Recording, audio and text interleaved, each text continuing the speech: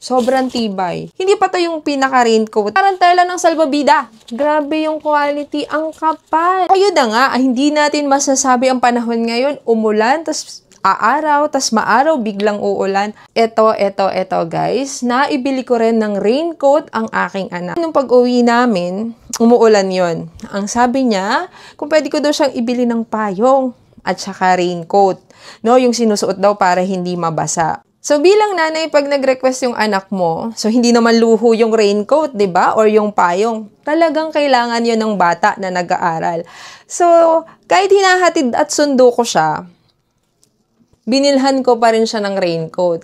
Kasi bakit? Gusto ko rin ma-experience na minsan, nung bata siya, nagkaroon siya ng raincoat at saka ng payong. Dahil nga ang favorite niya is My Melody, ito ang nabili ko.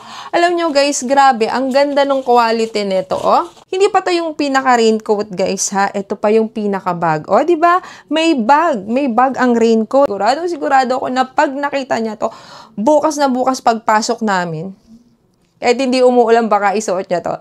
Hindi, biro lang. Ganun ka-excited ang anak ko na gusto niyang magkaroon din ng raincoat.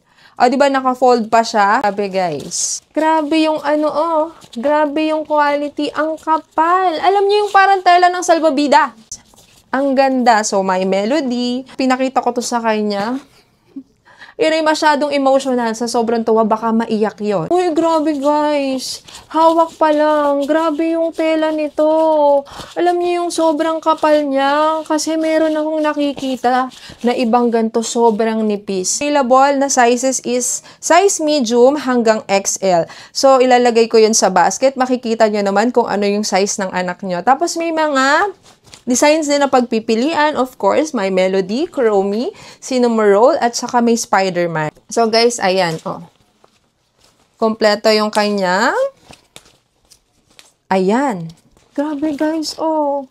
Sobrang ganda. Hindi ako nagkamali. Sobra bilang nanay, talagang ire-recommend ko rin to sa inyo. Mga sis, mga nanay. So guys, na nandyan na nakakakita ng video ko na to, promise guys. O, plus meron pa siyang ganan. O, sabi ko sa inyo parang salbabida to. O, di ba? So, ayan. So, pwede natin siyang hipan. So, try natin hipan guys, ha.